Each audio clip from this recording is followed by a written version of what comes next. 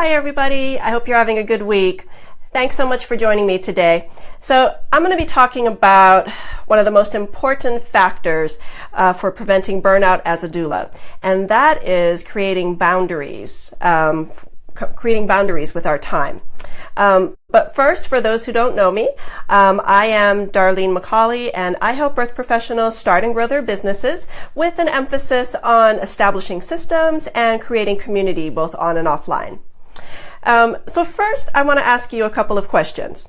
Do you feel like you don't have a handle on your time in both your business and your personal life? Are balls being dropped, such as missed emails for setting up client appointments? Or does it seem like you're driving around town too many times this week, and then next week you don't have anything set up? Or are you or your family feeling strain from you working late into the night a lot of times a week? If your stress level is rising because you can relate and this is you, then I want to know, and go ahead and type in the word yes into the comments. Today we're going to explore this wonderful thing called boundaries, and these are going to help us to be true to ourselves, and it allows us to reclaim our time and shift our tendency toward reactive responses in our business, and helps us to operate our businesses more proactively and with intent. I'm going to be focusing on just one area today where we can set clearer boundaries, and that is having to do with boundaries around our time. If you know of any other birth professionals who you think also might be struggling with this, I'd love for you to share this video with them. And at the end of the live stream, I'm going to be sharing a freebie that you can request to help you to create clear boundaries around what happens after a doula interview. And this is what you would give to prospective clients. I'll give you more details a little later, but for now, let's get started. So I started my first business with my husband when my son was 2 and I was 7 months pregnant with my daughter. I spent the first 2 years of our business working pretty much every free moment that I had.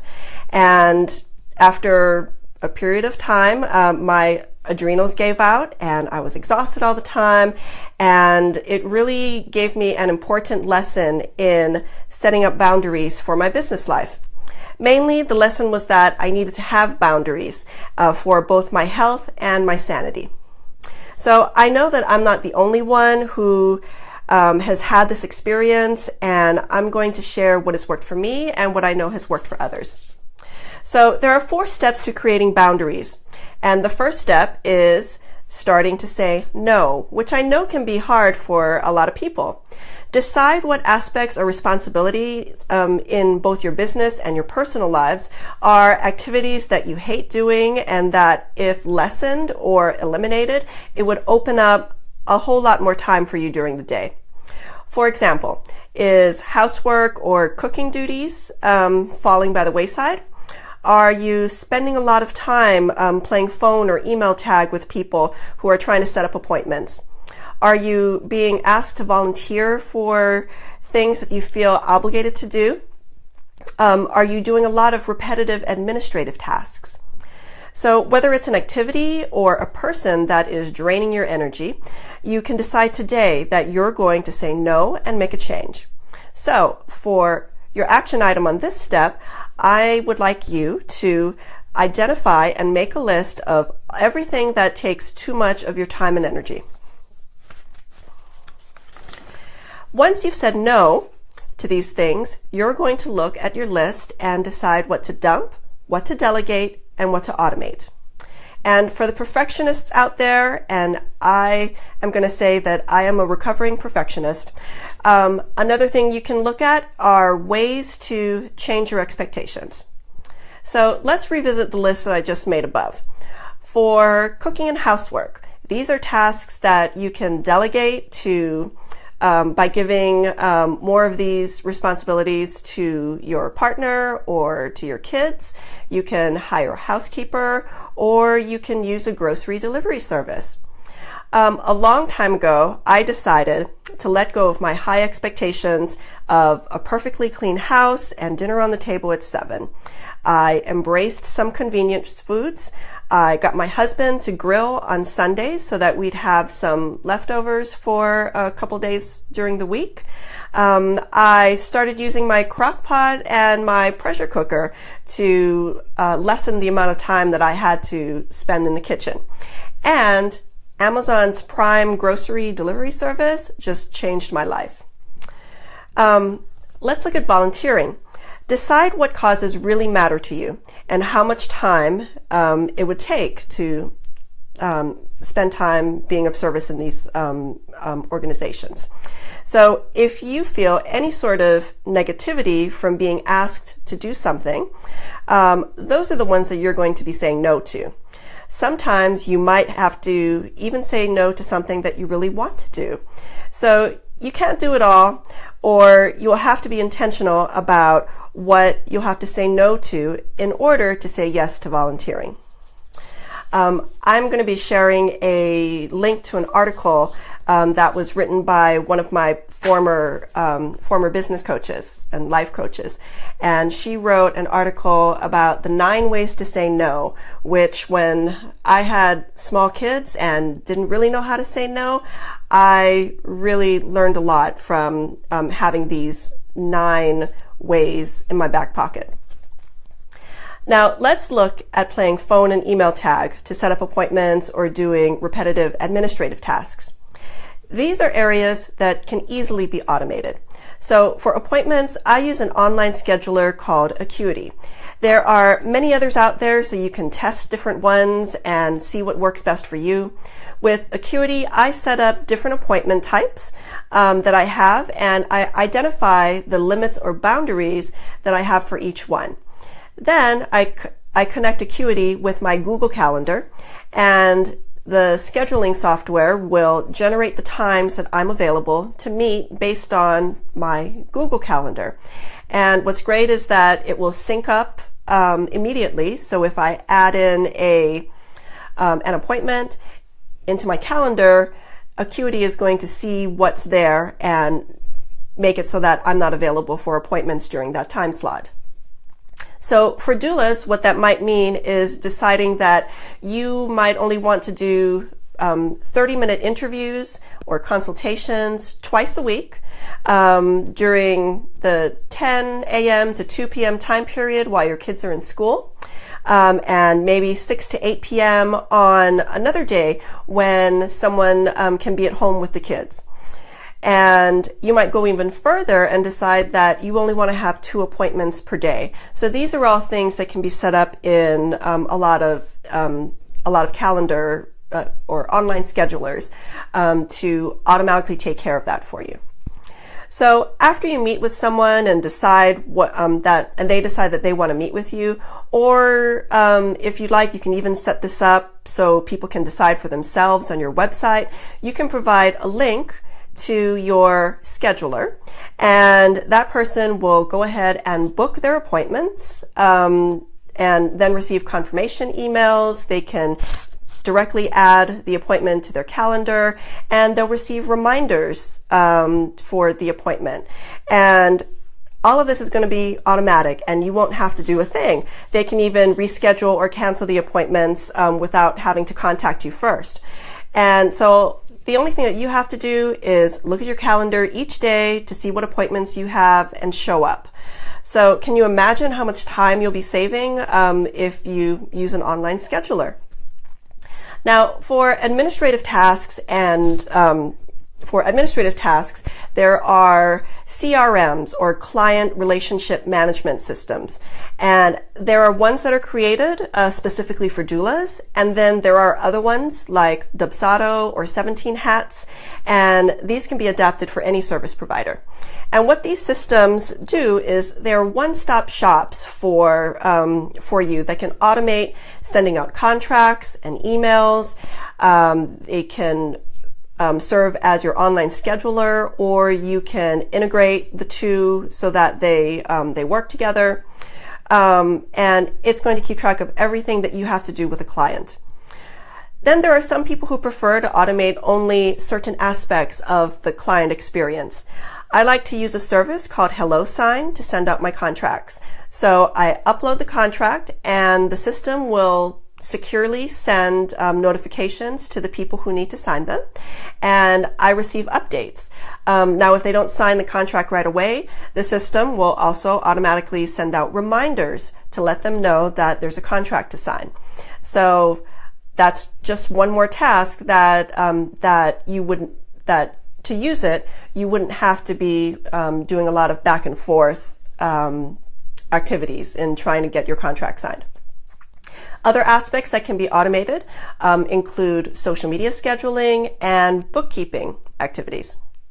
So your action item for here is, for the list that you made above, go ahead and decide what can be dumped, delegated, and automated. Some tools are free and others require a one-time fee or a subscription, either monthly or annually. For things that have a cost attached, if you're not sure whether or not it would be worth it for you to pay it, you can calculate what your time is and what your time is worth and how much time you'll be saving by using this automation. If a $10 monthly subscription is to book your appointments is going to save you 4 hours a month, I'd say that that was worth it. So now that you've dumped, delegated, and automated, let's talk about your company policies. Your policies are what clearly communicate to your prospective and current clients what your boundaries are and what the expectations for working with you will be. They are most important in letting people know how to pay you and how much access that they get to have to you. And that's what they're agreeing to when they sign your contract. So what's awesome about having your own business is that you get to decide what works best for you. Let me give you some examples. The one thing that birth doulas don't have control over is the length of the births that they attend. Obviously, right? They are able to lessen the potential strain from attending long births by putting into their contracts that they may call in a backup doula to help them. There are other doulas that have language in their contract that state that after a certain amount of time, an hourly fee might be implemented to continue to stay with the clients or to have a backup doula come in. Let's look at time we spend around our consultations and our appointments. You might prefer that clients drive closer to you than you to them. You may decide that you want to park yourself at the local coffee shop located right around the corner from your house and go there one day for 3 hours during the day and have all of your appointments come to you. If on some days you don't have time to drive somewhere for an appointment with clients, but you're available to meet via Skype, Zoom, or FaceTime, that can be an option for your interviews and prenatals. There was one time that I had a doula client who was not able to meet for a prenatal during the school hours because she had a toddler who napped right in the middle of those times. So what we did was had our prenatal visit over Skype while her toddler slept, and it worked great. Finally, you might decide that you want to charge a fee for your consultations or interviews and apply the fee to the client package if they sign on with you. Why charge? Well, it might help that you have had lots of no-shows, or maybe you're in very high demand and don't have all that time available, or maybe you just really want to be paid for your time, and that's totally okay. So charging a fee will automatically weed out a lot of people. So your action item is to create a document and come up with policies that feel good to you. Whatever policies you set up for your business around your interviews or consults, you can go ahead and put some of those on your website if it makes sense, so the visitors will see your policies before they book an appointment with you. For those policies that pertain to meetings, once people are clients with you, you can outline those in your contract or your new client welcome packet. I've mostly addressed consults and client meetings, but Definitely set time boundaries around when you will join your clients at births, when your on-call period begins, and when and how they can contact you with questions. And also when they can pay you, when cancellation fees might be, basically anything that you want to have boundaries and limits around. And finally, the last step. As you might notice, the most important part of having boundaries is communicating them. And your prospective and current clients know that your time is valuable, but you need to show them where the limits are and be very clear about those limits so that people know what to expect and what to do. So today's freebie is actually one of my most popular, if not the most popular one. It is a template of a welcome letter that I would give to my clients right at the end of an interview, along with a packet of information. And what the letter did was explain how long I would hold the space, what was included in the packet, and how they can sign on as clients with me. And so these clients knew that they had an option if they wanted to interview with anybody else to make sure that that I was a good fit for them, or maybe somebody else would be, or they just wanted to have a little time to think about it. They knew that their space was being held for them, and after that time period had passed, they know that if they tried to sign on with me, that slot might not be available for them. So I will have a link to that freebie in the description so that you can request it. Your time is precious, and as a business owner, the policies and systems that you set up for yourself will help you make the most of your time. Start saying no to the activities that take up a lot of your time and cause you a lot of stress, and start prioritizing what you will say yes to. The more clear you are about what you will and will not do, and the more you systematize and clearly communicate your rules, the more control and the more freedom you're going to feel around your time and in your business. And that's really going to help to prevent burnout. So that's all I got for today. I hope you got some tips from this live stream, and if you found this information helpful, I'd love for you to share it with other birth professionals. And thanks for joining me today. I will see you next week. Thank you.